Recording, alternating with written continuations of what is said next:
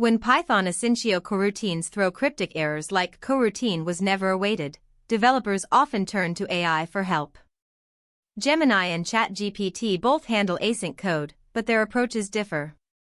ChatGPT tends to explain the event loop mechanics first, then suggest fixes like adding await or restructuring with gather. Gemini often jumps straight to code examples, sometimes missing the root cause if the error involves nested coroutines or loop management.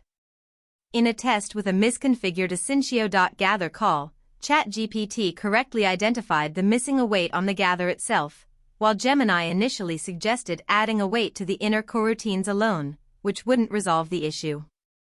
For complex async debugging, ChatGPT's step-by-step reasoning proves more reliable, while Gemini's faster output works well for straightforward syntax errors.